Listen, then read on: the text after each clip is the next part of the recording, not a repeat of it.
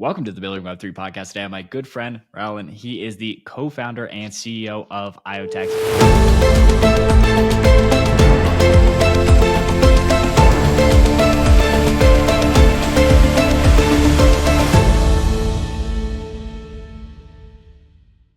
Quick disclaimer, we app only for informational purposes, and any views expressed by anyone on the show are solely our opinions and not financial advice. Jax and our guests may hold positions in the companies, funds, or projects discussed. Please do your own research.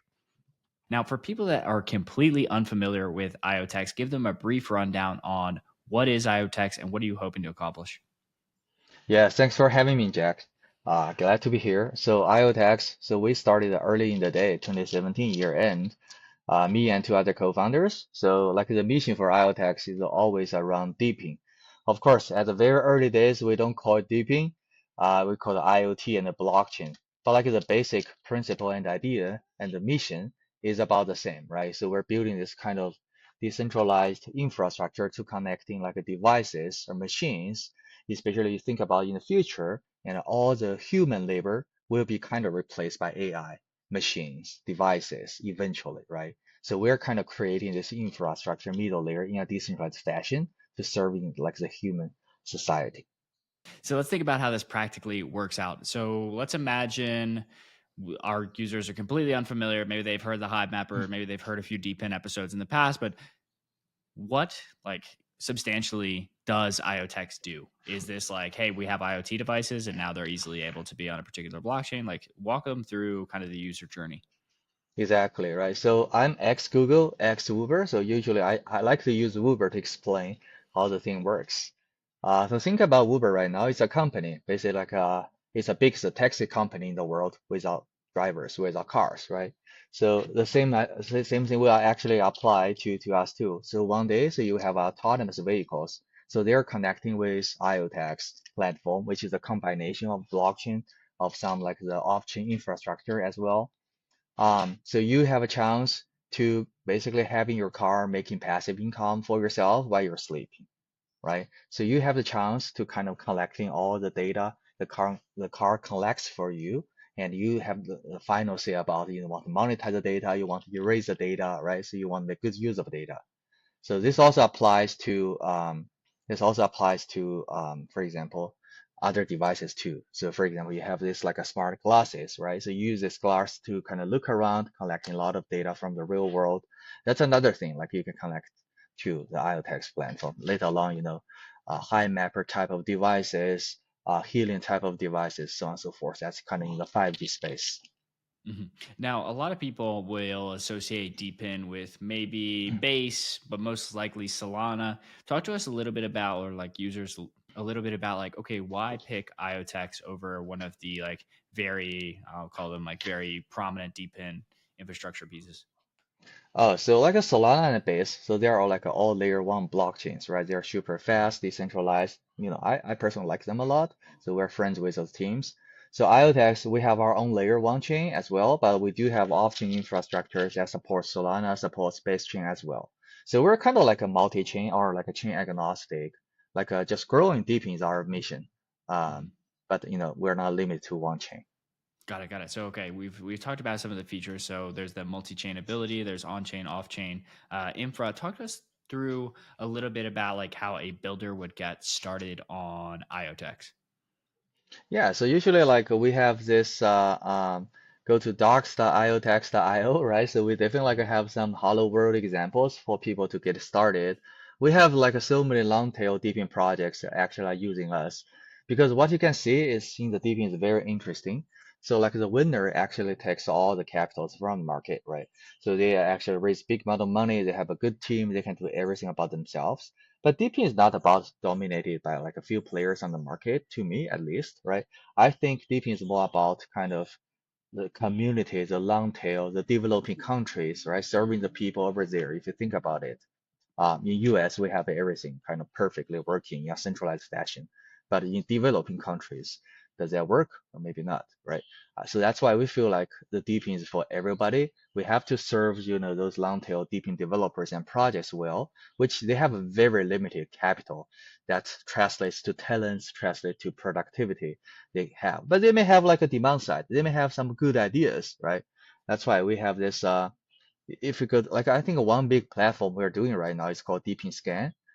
It's kind of like analogous to CoinMarketCap, but very specifically in the DePIN space. So if you go there as a DePIN developer, so you can find some like a very small but simple and useful device, like a services for yourself. For example, like a device management, reward distribution, the minor kind of activities, so on and so forth. Mhm. Yeah, so let's talk about kind of infrastructure in we'll call it like the third world. So I live here in Colombia. Let's talk a little bit about like how you see DePIN infrastructure helping more developing world countries. Yeah, that's a very interesting topic as we were having this internal discussion always, right? So, for example, in Colombia or maybe like South American countries, maybe you're lacking of like 5G stations or 5G services and coverage, right? But the problem here is they're expensive devices. Can the local people afford to buy like a $2,000 kind of base station, 5G base station, put in your backyard? No, right? So if we have a way to kind of bind the protocol, bind the device to the protocol, then we can introduce another investor. Maybe they're like a rich guy coming from US. They kind of own this device, which has been deployed in Colombia, serving local people, even making some revenue over there, eventually kind of making like as a return to the investment, right? So ideally, we should be working like this way. So if we zoom out a little bit, so basically DePIN is a composed of like a labor, land, capital, and devices. Four things, right? And it's rare case that these four things can be happen, or like owned by the same group of people. Usually maybe labor and land are coming from like a local people who's living in the developing countries, for example. The capital is coming from rich countries or like people who live in the rich countries or even rich people who live in other countries, right? And the device is actually coming from the project. So how can we kind of organically combine all the three things together? I think this will make him like a deep in a huge, huge thing Mhm. to change the world. Yeah, so we talked about like telecom. Obviously, we mentioned high mapper with dash cams. What do you think? For people that maybe are less into the DePIN space, where do you think like the areas of product market fit are? Is it like hey, dash cams? Is it hey, helium kind of 5G devices? What do you think is really interesting in DePIN? No, I think the really interesting deeping is like a demand side is non-crypto at all, right? So we're talking about transportation like a Uber. We're talking about GPS services, which everybody use almost every day right now. So we're even talking about like a laundry as a service. I saw some companies are actually doing this, right? Like a Uber fashion of laundry. So those things like are just for normal people. They don't have to understand crypto technology, infrastructure, all the jargons we're talking about at all, but they can use it, right? They can use it daily. They can use it like with a lot of happiness. Yeah, yeah. I remember talking with the team over at HiveMapper, and they were talking about how DePIN is essentially like the version two of a cooperative, where like if people are unfamiliar with cooperatives, they're like, hey, I have a certain amount of milk, or I have certain kinds of eggs, and I can exchange those. All of the farms can be like aggregated together to sell in bulk. How do you kind of think about DePIN for people that are not as familiar with like, hey, why is this so important? Um, so, as an everyday person or, this group of people, right? All they care about is the quality of the service or Mhm. services as well as the price of the services, right? So let's say if we can offer the same quality services as Uber does today, but we have a 20% price cut, that would Yeah. be like really appealing to those people. But why can we have 20% cut? Because we're using decentralized system, right? It's a smart contract plus some option services. So they are autonomous. So you don't have to hire so many people, kind of, form a company doing all the operations in between. But you may have to have some people, of course, to make sure everything's all right. But you can reduce a lot of operation expense here. So you can cut the So cost, right? So skeptics would look at something like Uber and they'd be like, well, I mean, if DePIN is so good, like why isn't Uber just adopting it? Oh, so that's kind of a long story because they already have everything kind of set up. If Mhm. you want fundamentally change our organization, that's kind of hard. That's Yeah, against every kind of insider's interest. So that's why it's hard. got it, got it. So entrenched interests, people in telecom, they're not going to want to uproot their They're entire not, they're not. business model. Yeah, I remember talking with, oh man, Tashar from Multicoin Capital, and he was saying that That's right. Helium was rolling out a free plan, so like free cell service under a certain amount of limits, which it really does make you wonder like how things will look. So kind of in a forward looking way, if DePIN continues to advance, what do you think the future looks like? Is it like Waymo cars that are just, or like community owned cars that are paying the community? Is it 5G stations? Like where do you think things are going? I think for the existent services like a Uber 5G or even H, Mhm. like a high mapper, like a kind of dash cam, so people will enjoying like a cheaper services with about the same quality, right? Like I said, Mhm. 20% off. I think that's kind of one thing. But Yeah. more interestingly, I think there will be some new kind of sharing economy type of business pops up which we would never saw before. Because if you were doing this like a new things using a centralized kind of company, the operation cost would be too high to make this a sensible kind of business, right? Mhm. But using this kind of like a autonomous middle layer, blocks and stuff, those things become make sense. I saw some examples here. For example, WinBits. It's a weird company. So they are actually selling you like the antennas. You're like the antenna is able to like getting the signals from the airplane kind of flew by, right? Then they have Mhm. like an airplane kind of tracking system. Not sure if you use this something called the flightaware.com. Basically, you can track, oh, this is my flight is getting on time or late, postponed, or whatever, Mm. canceled, right? So they're kind of like collecting all the flights data using antennas installed on top of your roof. Oh. And then they kind of like processing all the flights data, make them monetizable or profitable, maybe selling to some, I don't know, some other companies to Mhm. make money, right? So this type of business will never exist if you have to hire like a 2,000 people kind of working on all those stuff in the middle. But it makes sense in the decentralized world. I Yeah. think we will see more and more kind of very niched business kind of Yeah. booming in such a deep world. Yeah, you mentioned some of the long tail. So what kind of projects are already live on IoTeX to further give people an understanding of being like, okay, what can I build here? Yeah, so we have another project is called EnviroBLOX. So they're collecting environment data and try to monetize that data. That's Mhm. also very interesting because in the past, right? So you have a very high kind of upfront cost to install sensors in each of the residential houses, then collecting data, trying to sell the data in a way. But now they have like a easy way because people pays the cost of the hardware, right? So that's why it's easy to set up. I think that's an easy one. Another one we saw is like a kind of helium-like company. It's called Drop Wireless. They're doing 5G stuff on IoTeX too. Mhm. SoraChain is another one I heard about. They're moving to IoTeX recently. So they're like they're a dashcam high mapper type of company, but like mostly running in Europe. Got it. Got it. Yeah, that Mhm. makes complete sense. And now I know you guys have kind of coined the term MachineFi. For people that are unfamiliar with MachineFi, what does it mean? And like, is that just a fancy word for depends, or what are we talking here? Yeah, that's a long story, right? We actually coined the term machine fi in the year around 2021. We were kind of like thinking even behind the time we were because at that time AI is still nothing, right? Until recently, this ChatGPT everything kind of booming right now, which leads to the thinking about okay, the future belongs to the machine. All the labor force will be machine, right? So if we have this kind of middle layer kind of facilitates the machine with working together, producing like economic returns then this middle layer is super important. So that's kind of like where this machine fight term is coming from in the year of 2021. We have like a high level vision paper about this one. Then in 2022, so I think Masari, especially Sammy from Masari, which is a friend of mine, so they propose this thing called DePIN, which is more specific, right? So compared to this grand, big, futuristic vision of machine fight. So they say, oh, DePIN is such a thing. It's very kind of concrete, small scoped. So we say, okay, let's go. Let's go with you guys. We love DePIN too. Let's just try to making DePIN great. That's where, I think the DePIN as a term gets started.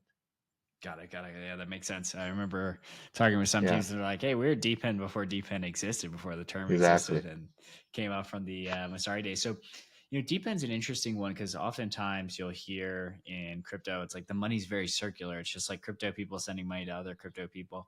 But DePIN kind of crosses the divide to get into that real physical world. Talk to us a little bit about how you like build partnerships both with Web3 companies and even like traditional tech sectors. Yeah, that's very interesting, right? So that kind of links me to my recent trip to DC actually last week. So I was spending time with some congressmen, congresswomen over there in DC, right? In their Hill office. I feel like Deepin has a really resonates with them because we're talking about like the energy, right? So how can we produce more energies for Colorado because of this decentralized like a solar panel installed on your rooftop? So they are super excited about that, right? So, but if you're talking about, coins, technology consensus, they have no sense about what they are. Another one is agriculture, right? So some of the states, so they're like a very heavy on the agriculture. So we're talking about, oh, if we give you guys some high precision, like a GPS signal from, for example, GeoDNet, which is also partly on IoTeX, right? Mhm. It will help your like a productivity for your like agricultural like owners in that state. So those Yeah. conversation gets like a very well received.